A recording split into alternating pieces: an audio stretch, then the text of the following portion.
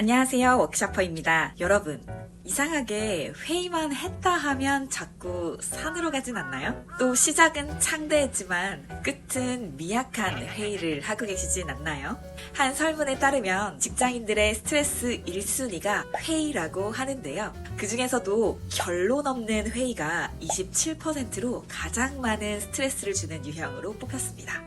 우리는 왜 회의만 했다 하면 스트레스를 받는지, 그동안 왜 이런 식의 회의밖에 할 수 없었는지 그 이유를 설명해드리기에 앞서 재미있는 연구 결과가 있어서 가져와 봤습니다. 그럼 바로 시작할게요.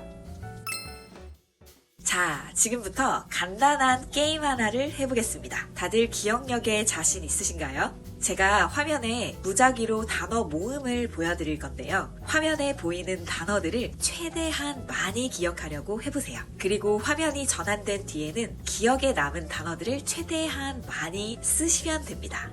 메모장에도 좋고요. 쓰실 곳이 없으시다면 댓글창에도 괜찮아요. 기억하는 데는 5초, 또 쓰는 데는 10초, 이렇게 딱 15초만 드릴게요. 그럼 준비되셨겠죠? 단어 모음 띄웁니다.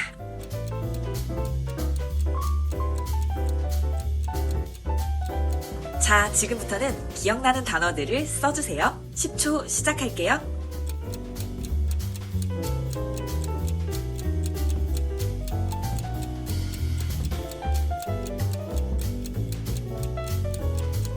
몇 개를 기억하셨나요? 한 개? 두 개?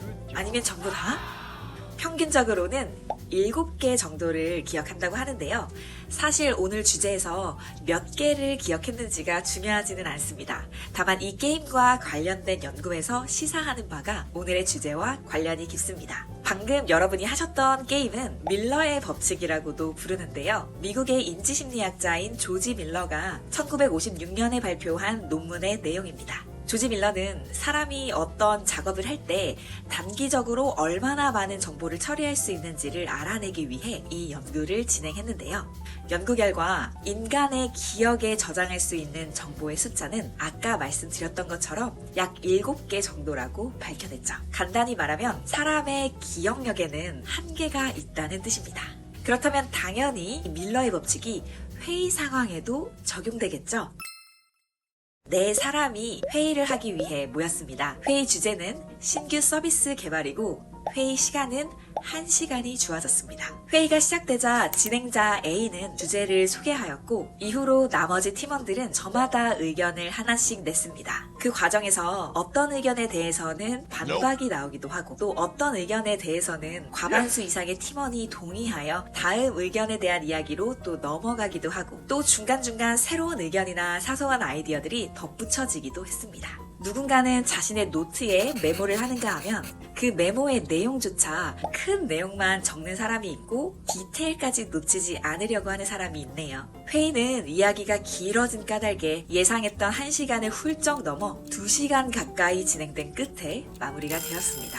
그런데 회의를 나오던 진행자 A가 멈칫하게 됩니다. 그래서 우리가 뭘 하기로 한 거지? 누가 담당하기로 했더라?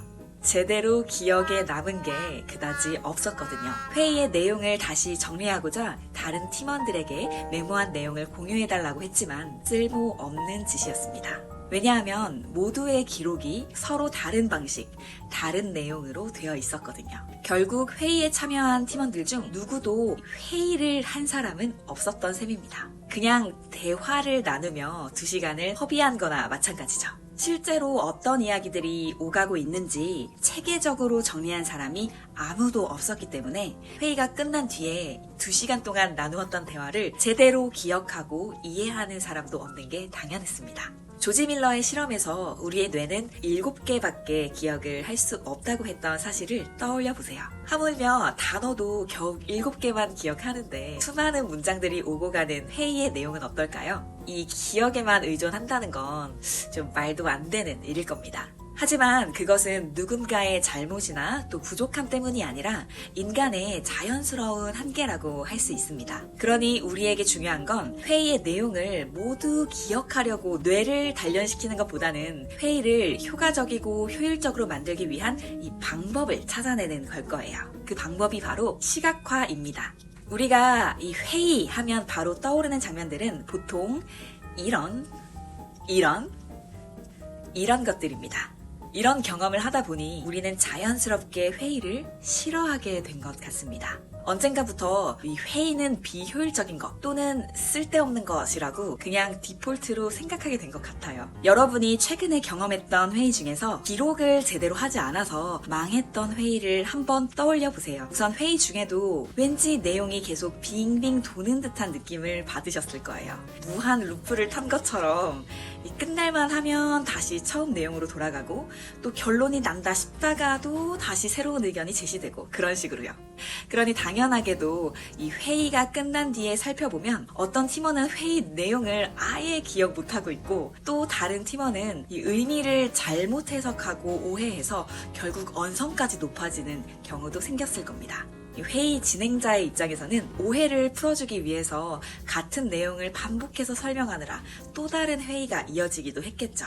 결론적으로 의사결정은 무진장 늦어질 수밖에 없었을 겁니다. 시간은 자꾸 늘어나는데 이 결론은 안 나는 비효율적인 회의를 했기 때문에요. 사람은 자신이 가장 최근에 들은 정보나 원래 관심을 갖고 있던 정보에 편향되어 기억할 가능성이 높다고 합니다. 그렇기 때문에 기억에만 의존하는 회의는 좀 여러 가지 문제가 발생할 수밖에 없는 거고 그 결과 우리가 비효율적이고 쓸데없다고 생각하는 이런 회의가 될 수밖에 없다고 할 수 있죠. 이런 비효율적인 회의에서 가장 크게 관가된 것이 바로 제대로 된 기록, 즉 시각화입니다. 누군가가, 특히 회의 진행자가 회의의 내용을 모두가 함께 볼 수 있도록 시각화만 잘 했다면 우리가 망했다고 생각하는 그 회의의 수가 훨씬 줄어들었을 거예요. 이처럼 의견을 눈으로도 잘 볼 수 있도록 시각화를 해두는 방법은 불필요한 반복이나 확인을 줄일 수 있습니다. 그렇기 때문에 더욱 효과적으로 정보를 처리할 수 있고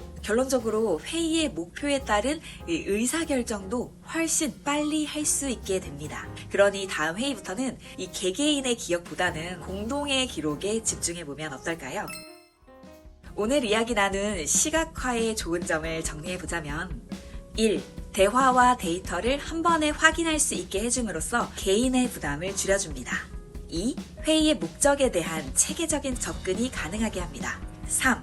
의견 조율을 효율적이고 효과적으로 할 수 있게 해줍니다. 4. 보다 나은 합의점에 도달하게 해줍니다. 오늘은 회의의 기록, 그 중에서도 시각화의 중요성에 대해 이야기 나눠봤는데요.